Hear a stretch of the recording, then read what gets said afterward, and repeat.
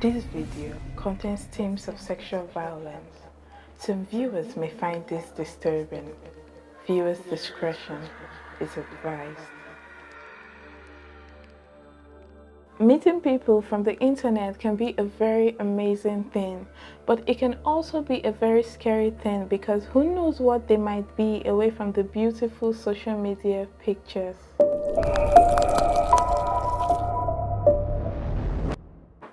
Hello everybody, welcome back to my channel. Thank you for clicking on this video. Welcome back to my channel. Thank you for clicking on it. Rewind. Hello everybody, welcome back to my channel. Thank you for clicking on this video. My name is Omodele Salu, and if you're here, that means you're invested in true crime content as much as I am. So welcome, take a seat. I am going to be posting a lot of content like this, so if there's something that you would like, please like, subscribe, and turn your notification bell on so you can get notified when I post a new video. Now that all that is out of the way, let's get into today's case. Cynthia Osokogu was born on the 10th of November 1987 in Agbo Town in Delta State, Nigeria. Cynthia was the last child and only daughter of her parents. Her father was a retired Major General Frank Osokogu, and her mother was Joy Rita Nkem Osokogu. Cynthia Osokogu had three elder brothers. The first one is Kenneth Osokogu, and he is a flight lieutenant. The second one is Williams Osokogu, and he is actually like an assistant superintendent of customs. The third one is Tony Osokogu. We do not know much about his profession and his life. We just know that as at the time that this incident happened, he was living in Greece. Cynthia graduated from Nasarawa State University in Nigeria, where she had studied English language and went ahead to pursue a master's degree in public administration in the same university after resigning from a job with MTN. Now, if you don't know what MTN is like a network service provider in Nigeria. See me fucking up. I'm saying this because I am believing I will have a broad audience, so just to be clear on that, right? So also Cynthia was also a former model, cancel one also. She owned a boutique called Dress Code, which she opened in Kefi, a town in Nasarawa State, in 2007. Her family and friends described her as hardworking, loving, industrious, and she had achieved so much by the age of 24. So like almost everybody born in the age of social media becomes like a whole thing, almost entirely like a whole thing. I don't know, because it's just so interesting meeting people on there. The mystery, the anticipation, all of that going on just makes it interesting. And this was no different for Cynthia Osokogu, and she met one particular guy on Facebook. His name was Okumi Wambufo, and some months later they started chatting via BlackBerry Messenger, and also she became friends with his cousin. His name was Ezike Olisa Eloka. Now remember, Cynthia had a boutique. She was running a business. That boutique she called Dress Code. She had a relation in the US that sent her like wares to sell in her shop. But now these two guys, Okumi and Ezike, were offering to sell her these items, but at a cheaper rate. So of course she's going to jump at it. And I don't know what importation was back then, but right now importation is so hectic. I was heavy into importation. It's so hectic dealing with shipping companies, paying the shipping fee. Everything is just so stressful. So of course every good business owner would jump at it. So of course she did. This was a way for her to increase her profit margin. So she did, and they told her, okay, come down to Lagos. She was in Abuja by this time. Told her, come down to Lagos, and we'll give you all these items to sell at this cheaper rate. And she's like, okay. Now the trip had been organized by Okumi Wambufo, one of the two new friends that Cynthia had made online. And on the 21st of July 2012, Cynthia flew to Lagos from Abuja to meet this new friends regarding the better price offer on the clothes and accessories for her fashion boutique. After landing, she called her mother to tell her she had arrived safely. Cynthia's new friends Okumi Nwambufo and Ezike Olisa Eloka came to pick her from the Murtala Mohammed International Airport, Ikeja, and drove her to Cosmila Hotel in Lakeview Estate in Festac Town. At the hotel, they offered Cynthia a drink which was already pre-drugged. She had absolutely no idea, so she just started drinking it. And they got mad that the drug did not take an effect on Cynthia as quickly as they would have wanted it to. So they just decided, okay, let's beat her up and ask her for money. And they did, but they just assumed that because she was well to do, she'll have a lot of spare cash with her, but that was not true. All Cynthia had with her was the money she had brought to come and shop. You know, they said they could get her stuff at a cheaper price. So that was all the money she had brought, the money to shop for her business. So they just got mad. They tied her up. They took what they could find on her. So they took her 3 BlackBerry phones. They took her jewelries, international passports, her driver's license. Then they went ahead to rape her, and finally they strangled her to death. The next morning, after having slept with Cynthia's dead body in the same room, they decided that it's time for them to leave the hotel. And they did. They rushed to their Facebook to unfriend Cynthia and delete any connection, anything that might show they have like they had a connection with Cynthia. Unknown to them though, there was actually a hidden CCTV camera that recorded part of the event, like recorded parts of what happened that night in the hotel. Now, one of the guys, Okumi Nwambufo, actually went to tell the hotel receptionist that he was coming back and he was not leaving, he was coming back. He just needed to use the ATM machine and withdraw some money. He said that his girlfriend, who was referring to Cynthia, was still in the room and she was with the hotel key. And of course, the hotel receptionist was not thinking, okay, the murder has been committed. She just said, okay, fine, but please come back by 12 noon when it will be time for you to like renew payment for the room. And it's like, no problem. And she did not hear from him again until 3 p.m. when he called to say that she should remove the idiot from the room as he was not coming back again. And of course, the hotel receptionist was worried, as she should be, because first he was saying, oh, my girlfriend is in the room, I'm coming back, I just need to get some cash from the ATM machine. And hours later, he was not telling her to remove the idiot from the room. So of course she was worried and she told the hotel manager, okay, look, this is what is going on. And the hotel manager just assured her that since he's saying his girlfriend is still in the room, she will pay for because now another day is counting because it's 12 noon. So the hotel manager was saying, okay, the girlfriend will pay for the extra day that they are spending, because they had no idea what had happened. As directed by the hotel manager, the hotel receptionist just kept on calling the room just so she could see if anyone picked up. So she told the manager, look, no one is picking up. So they go to the room door to knock and they keep on knocking and knocking and knocking and no one is picking up. So of course they're worried. So the hotel manager told her to use the master key to go in and see what is happening. And when she went in, she screamed because she could not believe what she was seeing. Cynthia's lifeless body was found naked with her 2 hands tied behind her back with a brown tape and supported with a padlock chain. Her 2 legs were also taped together.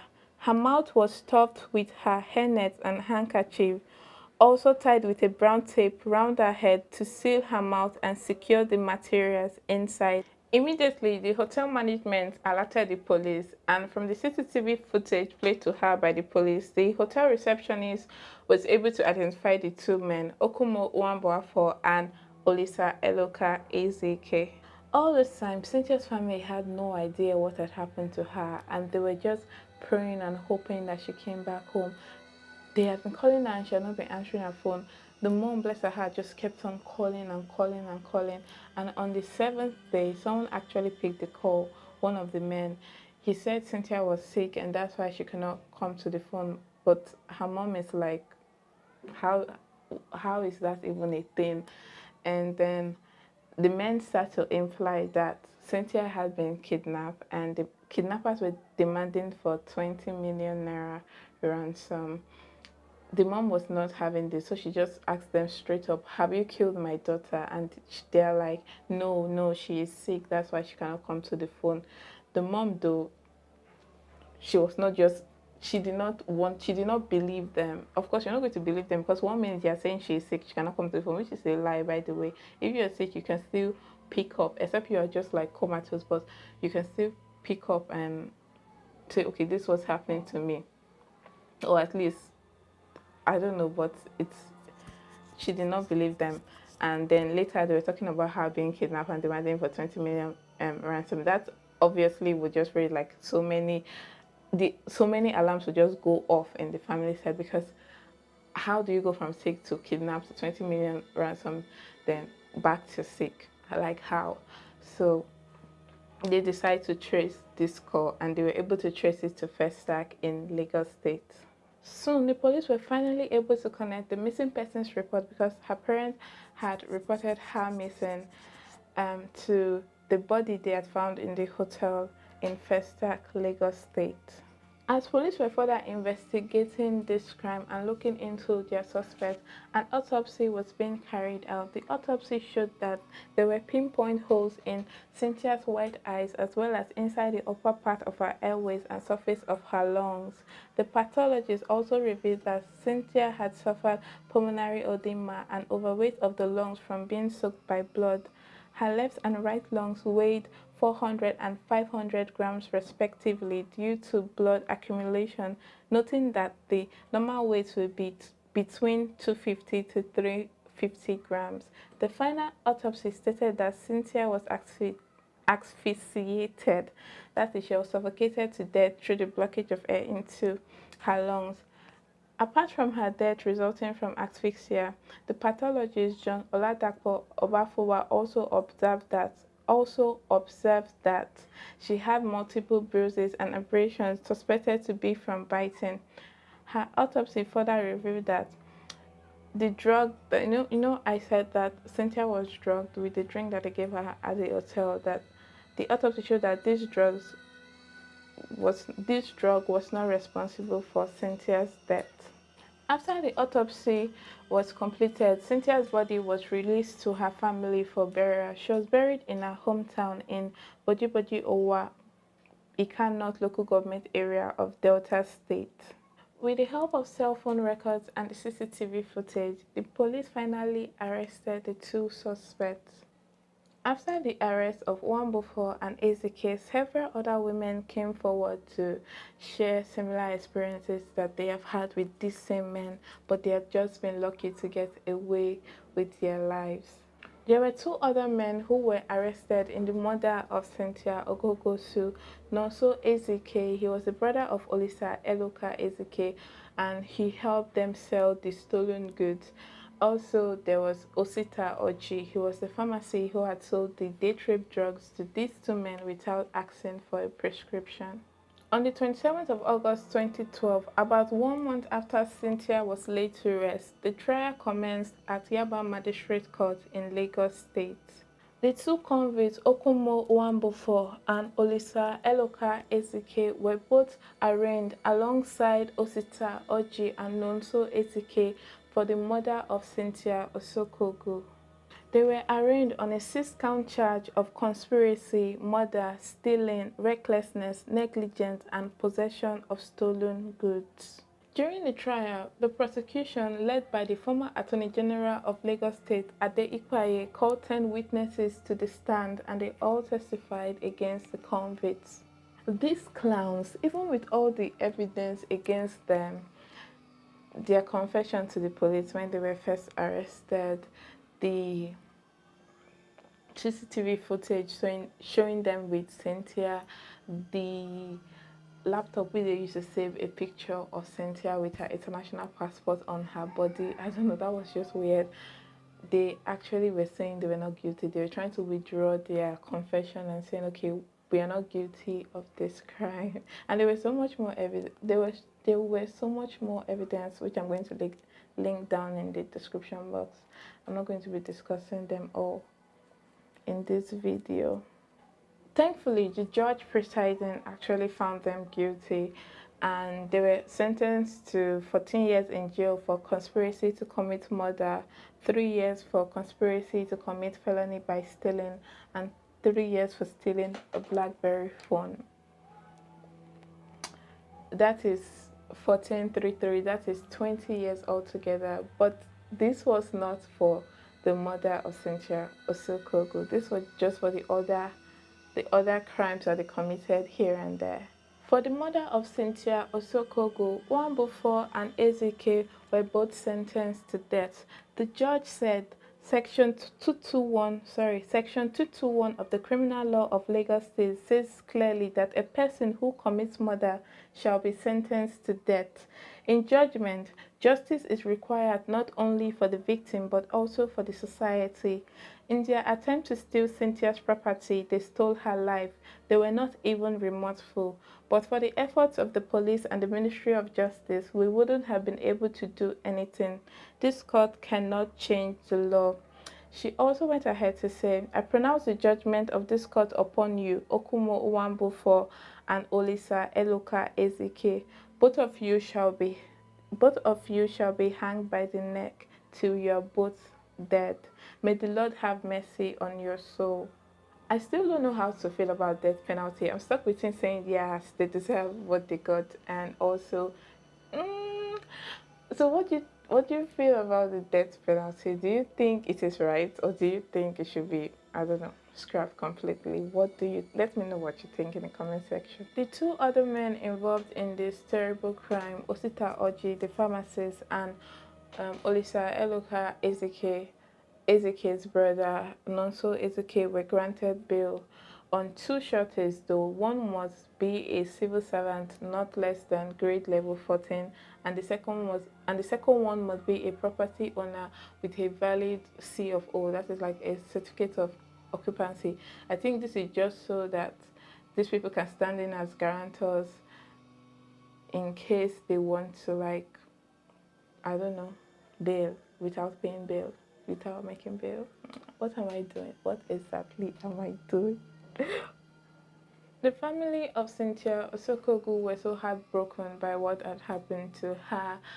And to make matters worse, these men in court were just being complete assholes. I mean, one of them was actually, I think Nwambufo was actually claiming that he was dating Cynthia, like that should make any difference. Like, you were dating Cynthia, and so for what?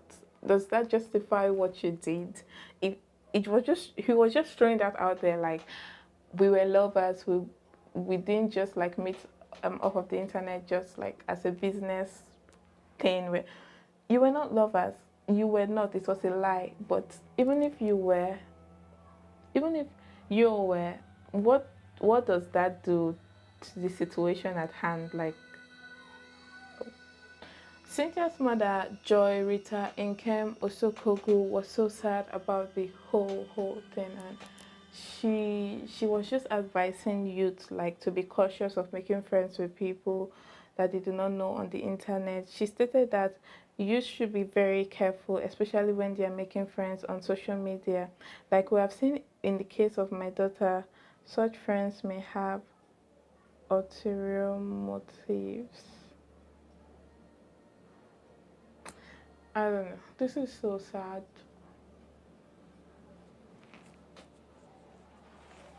Anyway, that brings us to the end of this case.